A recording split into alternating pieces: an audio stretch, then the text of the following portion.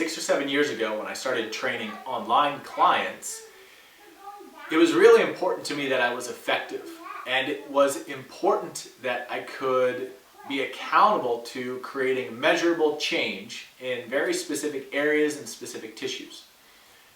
Because when I'm exercising and I'm training somebody in person, there's a lot of information that I'm able to pick up just by a little movement in their heel, or how their head's moving, or with a pressure in their hands that can be attended to right there. But over the course of almost a decade of training people online and watching their videos, I can now safely and really comfortably say I am as good watching a video and giving cues and tactics and uploading new exercises as I am in person.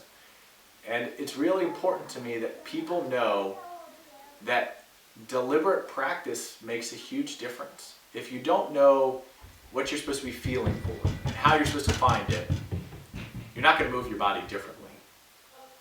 If you don't know that there's an importance of your rib cage, really important, and the importance of using weight for really strong feedback to turn muscles and turn tissue on, I think you can get stuck in the yoga community without weightlifting and strength training. You can get stuck with strength training but not making sure that you're flexible enough. And so there's a lot of things you can miss if you don't have a multidisciplinary or holistic approach about how the whole body comes together. I think there are really fundamental pillars to life, and a couple of those are managing your blood sugar, managing how you cope with your internal environment, your body, your digestion, how you cope with the outside environment, how you talk to yourself about the stresses of life, and then exercising. Are you getting enough? Are you getting the right kind? Are you doing it in the right dose? So are you doing it for 30 minutes or 10 minutes? You're doing it for 15, but you should be doing it for 35.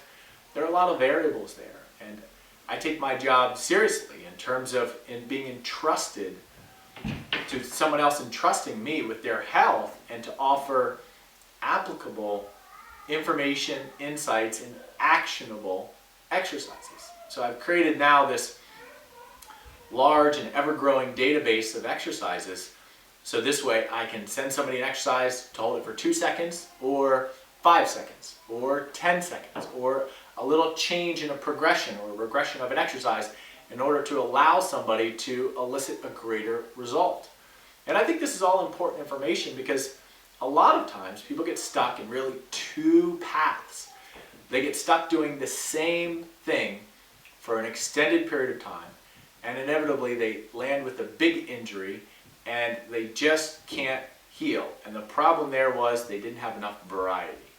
And then you have the other person who is either not moving enough or moving too much. So it has to do with the spectrum movement, too little, too much. Most often people move too little because they're going to stay away from areas and in ways that they're just not competent. And here's one. Your nose, your sternum, your belly button, and your zipper should easily be able to be shifted from side to side over each one of your legs so it lines up with your second toe. And that should transfer to how somebody walks.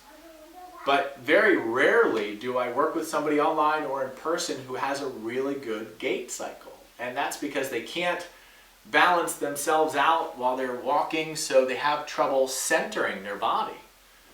And so when they go to squat or when they go to deadlift, they should be doing an exercise before or 2 exercises before they do those big lifts, which are important lifts if that's your thing. But somebody who finds themselves not moving enough, well, they might need a metronome to create a certain cadence of speed while they're exercising because they're just not used to a certain speed. So I can communicate, here are some tools and some variables. So there's technology out there that can really help people bridge that gap to where they need to go in order to reach that next milestone in their health journey. And one is having a big picture about how all the parts fit together, and then zooming back into a micro implementation perspective of what's my goal, what's my intent here, do it, measure it, keep moving forwards. So if you like this, if you want some more insights, check out my YouTube, DominicSessa.com, check out my Instagram. We'll talk.